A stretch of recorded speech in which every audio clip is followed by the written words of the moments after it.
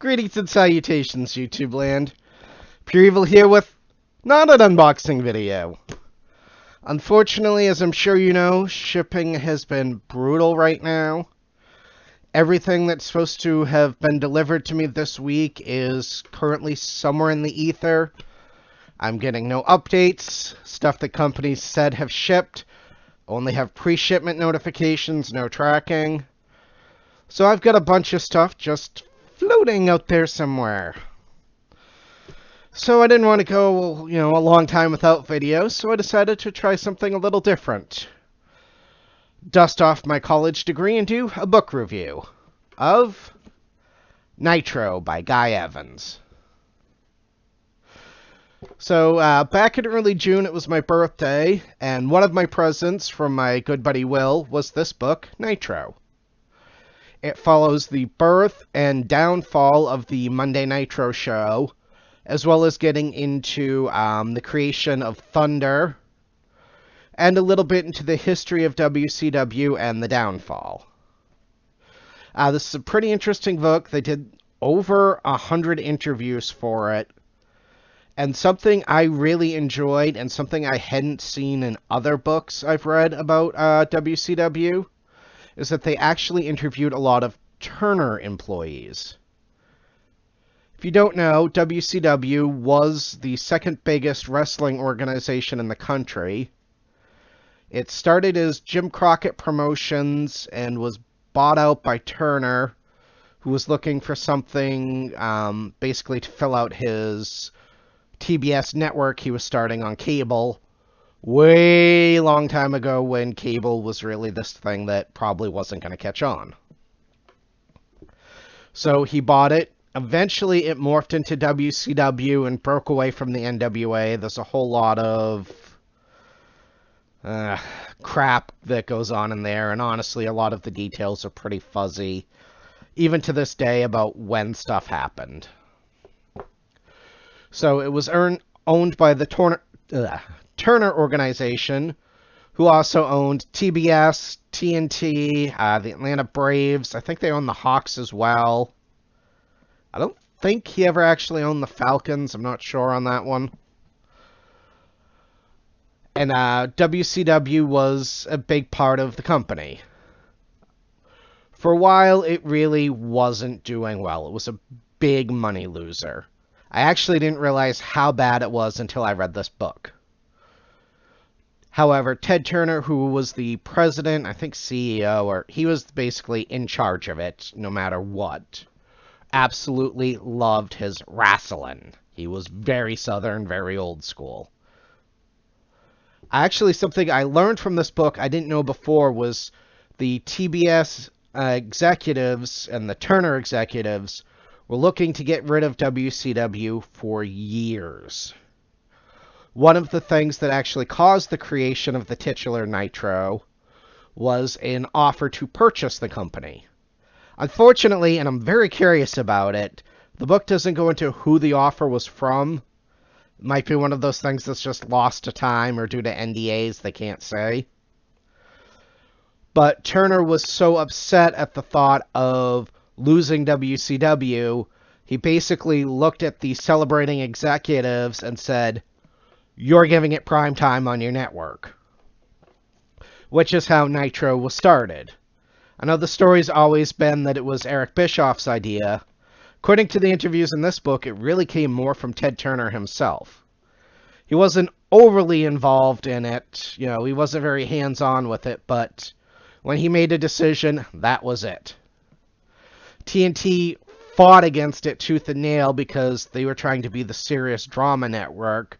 They didn't want the spectacle of wrestling on there, but Turner gave them no choice. So like I said, this gets into a lot of interviews with Turner people as well, so you get a lot of behind-the-scenes information that's just never been out there before, as far as I know. So the book is very well written. I really flew through it. There were only a couple of chapters in there that really were drags, and those were financial-based chapters. The Turner organization used a very unorthodox accounting system, as far as I can tell. Even the book had trouble explaining it. There were things like WCW's home video sales wouldn't count as WCW. They would actually count as income for Turner Home Video. So it was very unclear how much WCW was actually making or losing each year. Coupled with the fact that they were giving a lot of guys contracts that were through Turner, not through WCW. So the money was coming out and going into a lot of different ways. So the information in those chapters was incredibly important and part of what led to WCW's downfall. But the way it's presented is very textbook, and I found it very hard to follow, and some other people who read the book I talked to also said, they were thinking of skipping those chapters. I recommend you don't, because it is very vital to get the whole story. Now, I was very involved in wrestling in the time when all this was going down. The sale of WCW to Vince McMahon, the Monday Night Wars. I wrote a wrestling column for my school newspaper. I ran a newsletter online for a while. I basically lived wrestling. There's information in this book that I never knew before, so that is impressive. One thing this book does that I really like is I've read a few books written about this time period, the fall of WCW. A lot of them go in with specific people they're looking to blame for the downfall. Some people it's Eric Bischoff, sometimes it's Vince Russo. This book really goes in and kind of shows how everybody was involved. And also, which was something I found surprising, it mentions how early a lot of the Turner execs even knew WCW wasn't going to last. At one point, one of them tells somebody, go ahead and take this contract even if you don't want to keep doing this, because WCW isn't going to exist in a year. Which was shocking, because it always seemed like it kind of came out of nowhere. So like I said, this book is very well written. It's chock full of information. I really flew through it. I read this in only a matter of a few days, and it's something like... It's almost 600 pages long in the end. It's like 550 or something. So this is a very thick book. There are a few pictures in the middle, nothing groundbreaking. The interviews with the Turner people really give a different side of the story and really show that WCW really never had the support it needed, even when it was at the absolute height and was the biggest thing on the planet for a while there, with the birth of the NWO. It really didn't have support where it needed it, and that is what eventually led to its downfall. So if you're a wrestling fan at all, especially if you're a fan of the Attitude Era, Monday Night War eras, I highly, highly recommend this book. I can't say enough about it. It was incredibly well researched. Everything is documented. They interviewed almost everybody you can think of.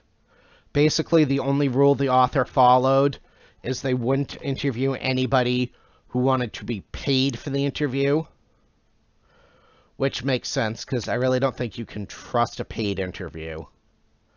So it's done with journalistic integrity. It's a lot of information.